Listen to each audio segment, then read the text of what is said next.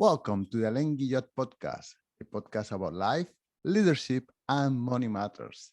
Our guest today is Robin Wigglesworth. Robin is the Financial Times global finance correspondent based in Oslo, Norway. He focuses on the biggest trend reshaping markets, investing, and finance across the world. And today, we will speak about his latest book, Trillions: How a Man of Wall Street Renegades Invented the Index Fund and Changed Finance Forever. Robin, thank you so much for joining us today. No, thanks, Alan. Thanks for having me on.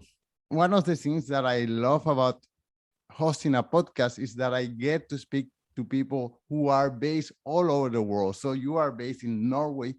Can you tell us, first of all, how do you ended up being a journalist, and why did you choose Norway as your base instead of, for example, London? That's a very good question. Despite the weird last name, I am actually Norwegian. So my father is English, but I was born and raised here in Oslo. I never really wanted to work in Norway as a kid. I always wanted to get away from Norway. It's a fantastic country, but it's fantastically boring. So that's what I wanted to escape. So I studied abroad. I studied politics, history, and some journalism, and ended up in financial journalism purely because that's where the jobs were when I graduated. But I fell in love with it very quickly. I've always quite liked figuring things out. I'm quite geeky and nerdy. I was good with numbers. I always wanted to be a physicist before. So financial journalism, with its complexity and this sense of that you're learning something new all the time, just felt like a perfect fit. But I moved back to Norway because what was not as interesting when I was 19, 20 years old, or in my 20s and 30s, Norway's boringness becomes a lot more attractive when you've got kids. So my wife and I, started having children, and we realized that London and New York were fabulous and actually far more child friendly than most people realize. We wanted them to grow up close to grandparents. I mean, my wife is Norwegian as well, and the FT is a fairly forward-thinking, progressive organization. So even before COVID, they said, "Sure, go ahead." And we're not crazy about the idea of you being based in Oslo. But the reality is my job is a roaming global correspondent anyway. So I have to go to London, New York, Asia, around the world anyway. So, the flight connections from Oslo are great. The time zone is pretty much perfect as well. So it's actually worked out pretty well. And then when COVID hit, we were all in the same boat. And it's actually been, a pretty smooth transition for me. I was working from home before it was cool. That's great.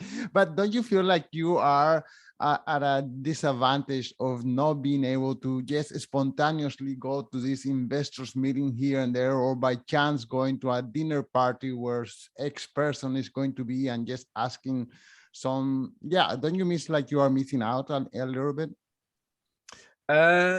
So not for now, but I might change that answer very soon. So because I've worked, I worked in the Middle East and London and New York for the FT, I have great contacts already. And those contacts don't sort of refuse to take my calls as soon as I move to a different country. But you do get to the point where you don't have that, you don't see people all the time. So it does fade over time. And it's harder to get, it's easy to get people on the phone with it when you work for the Financial Times, but getting to know people well is still easier in person. So, if I was permanently ensconced here in my basement office in Oslo and I could never leave, that would be a professional challenge. But hopefully now that the pandemic, we can see hopefully an end to it, or at least, a normalization, then I'll be able to travel again and see people again, meet new people, and meet colleagues. Because one of the things I noticed that I was aware of before the pandemic and before moving and working remotely, but just how important colleagues are, that you might not think about it. And there's been lots of talk of this serendipitous meetings and chatting to people over coffee in the mornings or lunches. But for me, it's been, I've always worked pretty well by myself anyway, but you realize how much you rely on the brilliance of your colleagues quite often. Sometimes I'll spend 2 or 3 hours on a story idea that it takes me a while, I realize is completely idiotic. And in the pre-pandemic, pre-working from home days, I would have just stuck my head over to one of my colleagues and said, hey, Jane, what do you think about X or Y or Z?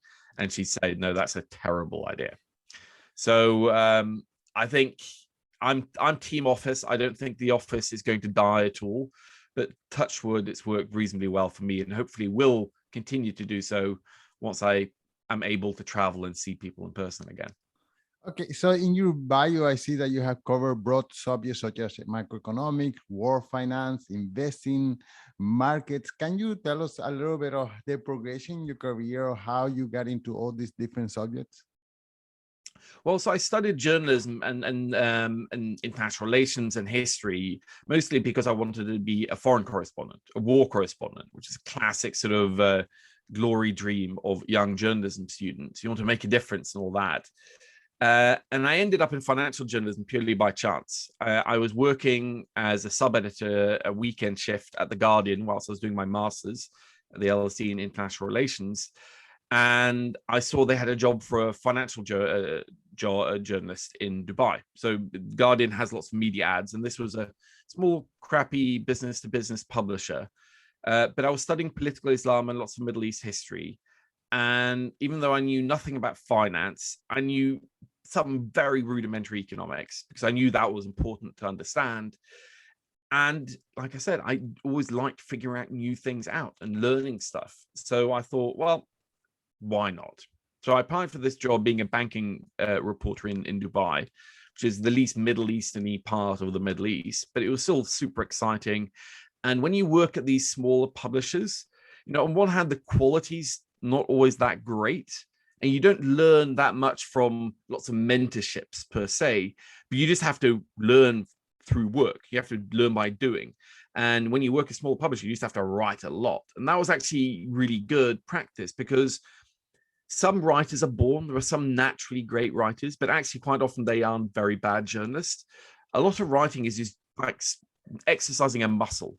The more you exercise it, the better you become, the stronger you become. And that was how it was with writing for me. But after a year in Dubai, I wanted to move back to Norway because I lived in Norway as an adult, really. Bloomberg News was hiring for an economics correspondent based in Oslo. They really just wanted anybody who was bilingual in English and Norwegian. So, I was perfect for them.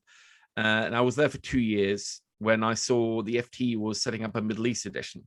So this was 2008. And I actually love Bloomberg. It's a very driven, hungry organization. But being a Middle East correspondent for the Financial Times was, boyhood dream come true.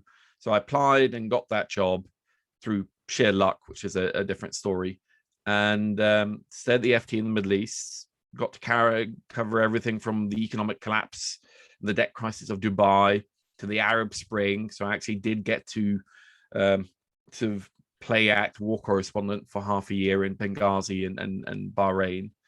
And then my wife, who was working in the Gulf with me, she was a nurse. And as exciting as my job was, her job was just heartbreaking and horrific, working at a state hospital in Abu Dhabi. So she wanted to move to London. I said yes. I got a job with the FT doing purely financial journalism, which was my first love after all, and basically just kept on doing that. But at the FT, we like, on the point that, it's a fairly broad span, the FT likes generalists. We think the best journalists are polymaths, that, you are a better economics journalist if you've covered companies as well, covered banks, for example. You're a better political journalist if you've also covered the law courts. So we move journalists around a lot, and we like them being broad-based polymaths, essentially. Sometimes, maybe we move people around too much, but, the end result is that I feel we have more well-rounded journalists than many other media organizations. One last question in regards to journalism. As a financial journalism, do you have any restriction on what you can invest personally? Let's say you can let's say you are not an index investor, that you buy individual stocks. And I'm not talking about privileged information that you may have go to the CEO, have lunch with the CEO of a company and you will have that information, but public information. Are you able to buy and share stocks based on public information? So this will vary a lot between organization to organization and country to country. It's a really interesting subject, actually. So, I mean, the chances that we will get privileged information is limited, but essentially, you know, that would not just get you sacked, but would probably get you imprisoned if you ever traded on that somehow. So broadly speaking, at least the FT has reasonable remit to invest within limits, in that you cannot invest in the individual stocks of companies you might cover or that you are covering. Now, if you already own stocks there, you can essentially freeze them. You have to report absolutely every investment you ever make to a central investment registry at the FT that you have to keep updated, and it's your responsibility to keep updated all the time. And if there is ever a conflict, even the faintest whiff of one, then you just have to recuse yourself instantly. So we take that kind of stuff very carefully because, you know, there's a lot of times where, you know, in the practice, we have no more knowledge than anybody else, perhaps, maybe, or we have very little influence, or less influence than maybe sometimes we even like to think. But even the appearance of a conflict can be lethal, both to an individual journalist career, but the organization as a whole. So it's something that we take exceptionally seriously. So I can only remember one single case where it's affected me, where weirdly enough, I owned maybe, I think, like £500 worth of stock in a Norwegian fertilizer company. It was that weird. And oddly enough, at one point in my entire career, that something interesting happened to that fertilizer company that I might have written about, but I just stood up and said, look, I've already disclosed this stake. It's tiny, it doesn't matter, but just somebody else write that story. Oh, perfect. Okay. And apart from that, you know, broad-based index funds, we have to report everything, but it's, you know, that won't affect how we write. I don't have to recuse myself from writing about markets just because I have a pension plan, for example. Okay, so how do you, I mean, index funds now run the investment world, but how is it that you became interested in this subject as the subject for this book? Well, because they are so important. At the FT, you have to be very focused. So if you're Bloomberg, let's say, where I used to work, you have to cover everything all the time. Every time a stock goes up a lot or down a lot, or stock markets go up or down, you just have to basically carpet bomb the world with coverage. The FT's, you know, got more of a sort of a laser focus. So you have to focus on the big stuff. You don't have the time to get pulled into everything. So you have to identify what you think are the biggest trends and just make sure you cover them really well. And for me, the rise of index funds or passive investing writ large is one of the biggest, most underappreciated forces that's reshaping certainly financial markets, but really finance as a whole. So I was covering that a lot when I was leading the markets team for the FT in New York. And I had done so for several years because I could see how important this was. But it was only when I started digging into the history of index funds that I realized that this wasn't just an important story. It was actually a really interesting story. And sadly, in finance, or in journalism in general, quite often interesting stories and important stories don't overlap. Climate change, for example, probably the most important story of our lifetimes, but it's fundamentally fairly nitty-gritty science and statistics. So it's hard to tell an interesting story that keeps people engaged all the time. There's only so many stories you can write about shrinking polar caps or insects dying out before people get bored. With index funds, I was pleasantly surprised when I discovered that the people that invented this and the people I had then, even before that, inspired them, were just this fantastically colorful, interesting group of iconoclasts from the finance industry, real renegades. They were kind of hated by their own industry because they invented something that was cheap and simple in an industry that really loves stuff that's expensive and complex. I forget who is it that who said that in most items or in life you get what you pay for, but in investing you get what you don't pay for. which is the index It's one of fund. my favorite ones, and it's from Jack Bogle, who Exactly. founded Vanguard, which didn't invent the index fund, but it invented the index mutual fund, that basically the first index fund for ordinary investors. And he was a quote machine, and was very good at articulating, something that is almost bizarre to us, that you actually, by trying to be mediocre, by being lazy and choosing an index fund, you will actually do better than the vast majority of professional investors in the long run. And he was just a real sort of messiah when it came to the cause of index investing, though crucially, he wasn't always that. He did, initially start his career as an active investor. Okay, I don't want to commit the course of knowledge mistake, and I have mentioned index funds several times in my podcast, but could you just give us a fast definition of index funds? No, it's always important to actually remind people. Not everybody's intuitively on top of that concept. Essentially, an index fund is just a investment fund that invests in stocks or bonds that are in an index. So typically, if you think of the entire UK stock market or the US stock market, lots of those stocks don't actually trade that much, or actually might be penny stocks. So typically you have an index that measures all the biggest ones. So in the UK, you have the FTSE 100, which measures the performance of the 100 biggest stocks in the US, in the UK. In the US, the biggest index, or the most important index, is the S&P 500, which, as the name implies, tracks the 500 biggest companies in America. And they are typically weighted by size. So, for example, if you look at the S&P 500 index, Apple constitutes a far bigger chunk of that index than, let's say, Under Armour or American Airways, far smaller companies in how much their stock market value is. And an index fund basically just buys all the stocks in an index. So the Vanguard index fund that Jack Bogle started many decades ago just tracks the S&P 500 and is therefore known unimaginatively as the Vanguard 500 fund. But these days, you can have indices for all sorts of financial markets, commodities, gold, bonds. So index funds are now, a far more diverse ecosystem, but they all track some sort of index or benchmark or gauge of financial markets. And Right. it does so usually cheaply.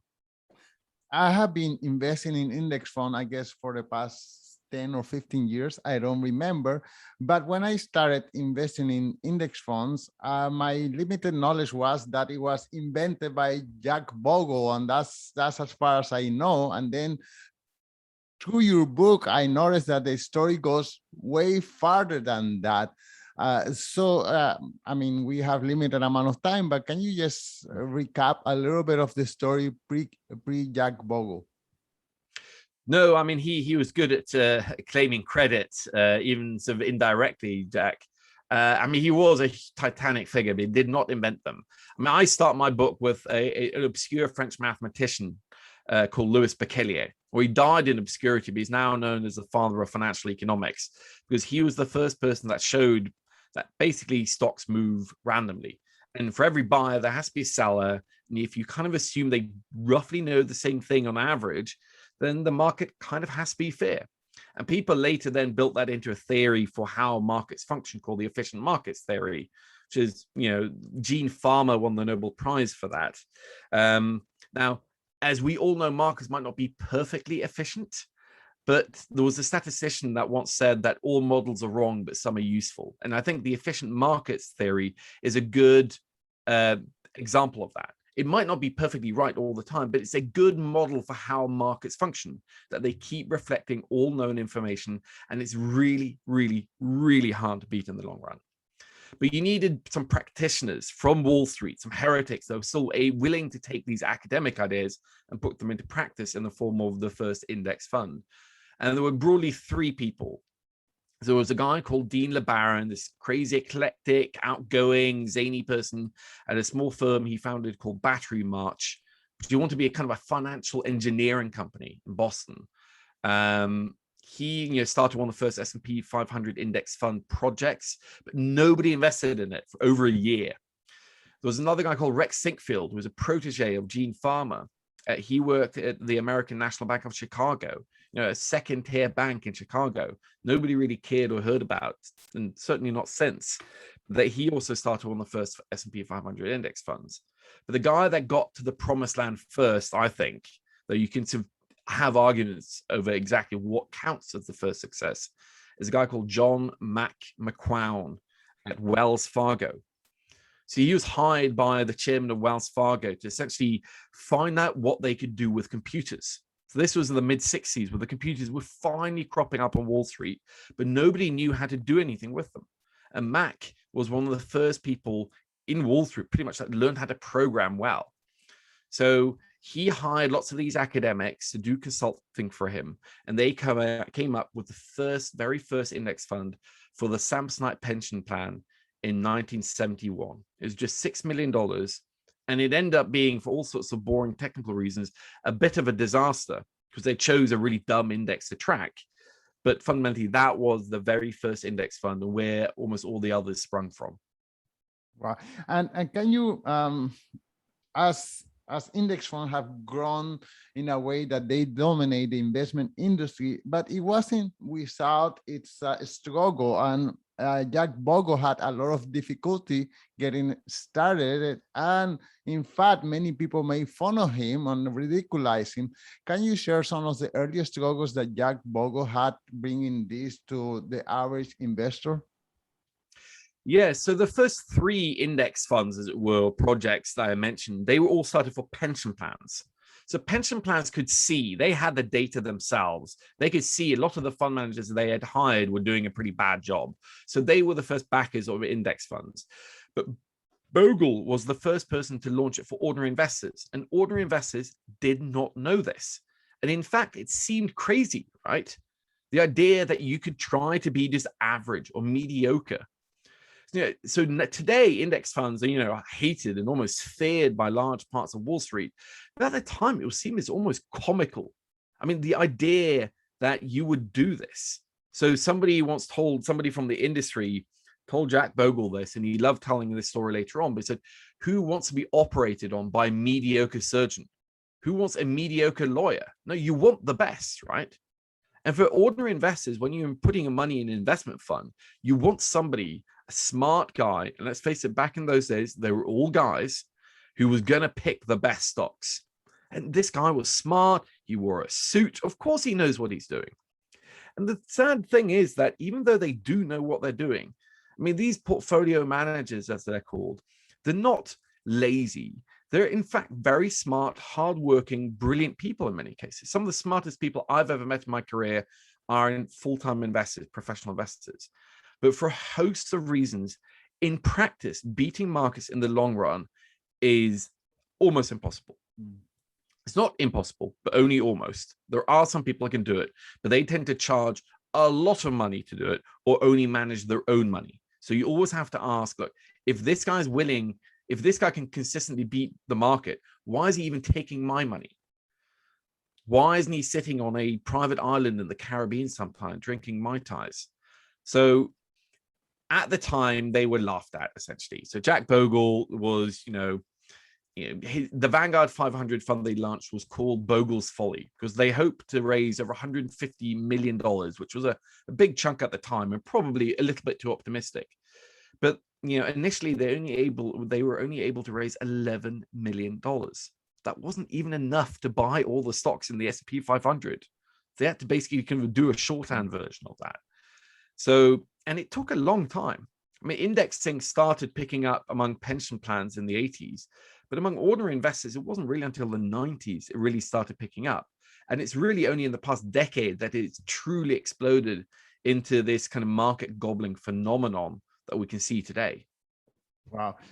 Okay, so every time I go to an investors meeting, I hear now the same complaint that index funds are now just too big and that they have become a victim of their own success. And there's the fear that index funds will dominate the market and no one will do the price evaluation of stocks if you have to just buy the index. So is that a valid concern? No, not in our lifetimes or the lifetime of our children. It's a theoretical concern that even Jack Bogle would occasionally joke or just jokingly point out that yes, if 100% of the market is passive, then it wouldn't be a market. Essentially, you do need active managers or investors that trade to set prices, essentially. But are we in any way close to that? Absolutely no. Because despite the march of index funds, we have more mutual fund managers than ever before. We have more day traders than ever before. We have bigger pension plans, insurance companies, sovereign wealth funds, hedge funds. You know, one of my favorite stats is that there are more hedge fund managers than there are Taco Bell managers in the United States. I mean, the idea that somehow financial markets are atrophying or dying is preposterous. Are index funds and their growing having a footprint on markets? Unquestionably. You just cannot have something grow this big, this quickly, and it not have an impact. But we forget sometimes that markets, one of the reasons why markets are so good is because they are adaptive, complex systems. That every time a new animal in the jungle, as it were, or the ecosystem springs out or evolves, then it affects the ecosystem around it. But is it any worse than what came before? I mean, when mutual funds were born, people said exactly the same thing. I found in my research articles talking about how mutual funds were ruining America's markets in the 20s. In investment trusts, hedge funds were until very recently the popular bugbear. Now everybody's blaming index funds for everything that goes wrong. Fundamentally, I think what is happening is that markets are actually getting more efficient as indexing grows, because indexing is forcing out all the mediocre and lazy fund managers, because there are some out of the market. So the model I always use, and I've stolen this unashamedly from a Wall Street analyst called Mike Mabusin, but he talks about a poker analogy. I mean, imagine you have some friends over for poker, you play late into the night, you all chip in $100. And typically, it's maybe half your friends lose all their money quickly. You'd expect those to be the worst card players. But that doesn't mean that the game is easier for the remaining players. It's harder because the best players remain. That's what we're seeing in markets, that it's getting harder and harder and harder to beat markets as index funds are essentially squeezing out all the mediocre, underperforming, or index hugging benchmark players. You know, for years, for decades, a lot of investors could essentially just basically be index funds, but charge active fees and trade a little bit around to pretend they were doing something. And that's just a lot harder these days. Right. Back in the day, just having a CFA, being a CFA charter holder would have been bleeding edge advantage. Having an MBA, or let alone, let's say, a physics PhD, that was crazy, right? That was like hardcore, heavy duty qualification. These days, they're 10 a penny. They're everywhere. There are tens of thousands, I mean, hundreds of thousands of CFA charter holders. So it's getting harder and harder because the market participants are getting smarter and smarter. They're using faster and faster computers and more data all the time. So yes, if you can plausibly say that you will do better than Jim Simons and Renaissance Technologies, or Ken Griffin and Citadel, or Is Englander, or Capital Group, or T. Rowe, fine. But I know I can't, and I can tell you the data is unequivocally clear that the vast majority of professionals can't do that, let alone individual investors. And, you know, occasionally we forget these lessons during the dot-com crisis, maybe now, but, you know, it's an expensive way to relearn a lesson, but we will relearn it at some point.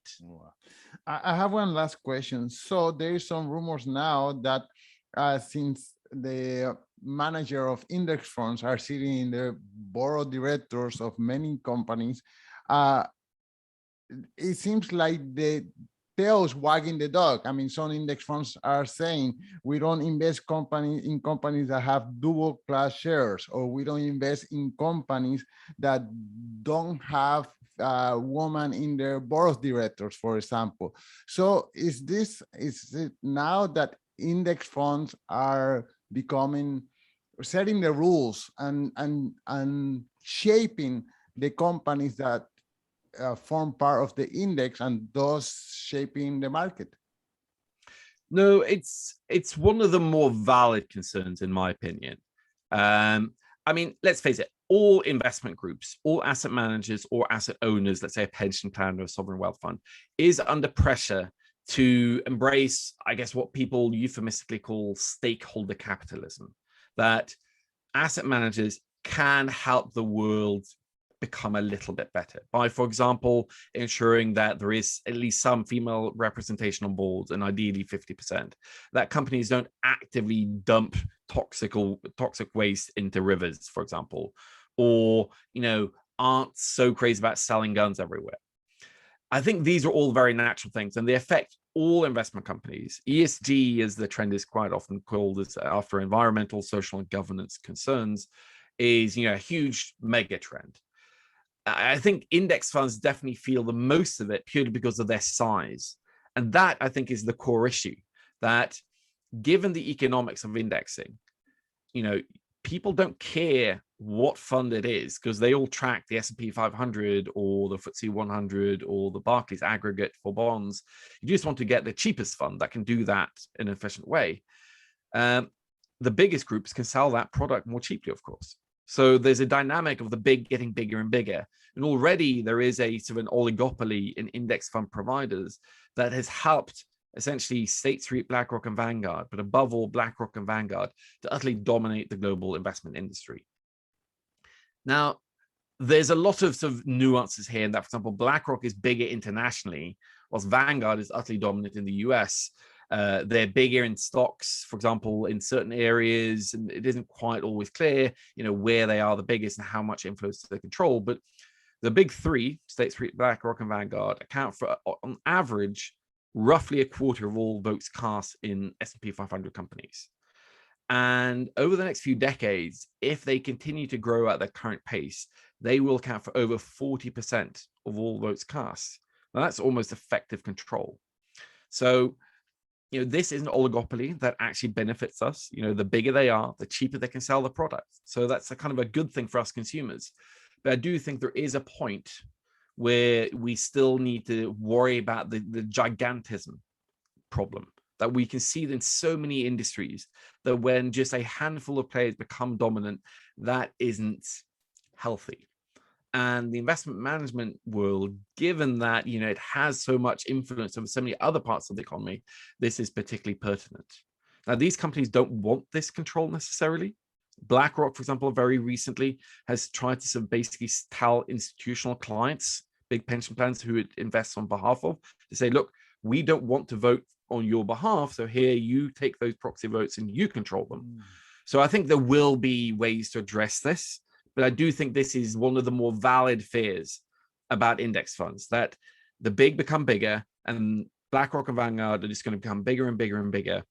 And over time, they'll be too powerful, or so powerful they will make people nervous. Well, this is just one little question about you personally. I assume that you are invested in index funds yourself. Well, I mean, it's an easy question to answer because I'm a journalist. I have no surplus savings, essentially. I've got a very expensive mortgage here in Norway and one in London. And after that, and 3 children, I don't have a lot of money to invest. So I have a pension contribution to an FT pension plan that is invested blindly. So I don't even know, what asset managers it's invested in. I'd love to sort of dig into it, but just for ethical reasons, I found it easier to just say, I'm not even going to look at that. Okay. But yes, I can guarantee you that unless Ken Griffin or Jim Simons is going to give me a preferential cheap deal to invest with them, I'll stick to index funds probably for the rest of my life, because frankly, the data is a very hard taskmaster, and it unequivocally says that you will do vastly better than the average investor in the long run by sticking to index funds. Cheap, broad, well-diversified index funds. Robin, this has been a delightful conversation. Can you tell us one more time the title of the book and where can the listeners follow your work? Well, so the book is called Trillions, which is a catchy way of sort of describing just how big it is, and a pun on the series about a hedge fund manager called Billions. They just manage billions, the poor people. And I am way too active on Twitter, so I'm at Robin Wig. And yeah, ping me an email if anybody has any questions about the book, any criticism as well. I love criticism. Sometimes I disagree with myself on a lot of things. So yeah, please check it out. All the links will be in the show notes. Thank you so much for your time, Robin. No, thanks, Alan. Thanks for having me on. It's been a real fun.